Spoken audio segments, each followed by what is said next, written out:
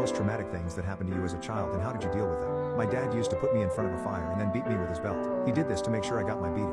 He was a raging alcoholic, and every time he would go out drinking, he would use me and my brother as a personal boxing bag. We never could fight back because he was a massive 220-pound man. He would never hit my face so people couldn't tell he beat us. However, my ribs, stomach, and back were always discolored. He would typically do this twice a month, but he's been doing it since I was around 4. After a period of time, probably when I was 6, he started to put me in front of the fire, drop my underwear, and make sure I got that beating. The most horrific thing was that he would let me choose if I would get burnt or suffer the metallic beatings. These beatings messed with my head and traumatized me as I got older. I would be cripplingly afraid to have any person around me, let alone a large man. When someone or a large man would come around me, my heart would start pounding and beating out of my chest. I ended up having horrible anxiety and PTSD, and my hair started to thin.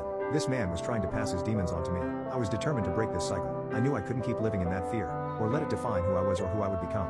Growing up, I found myself constantly fighting that internal battle, wrestling with the urge to let anger and resentment take over.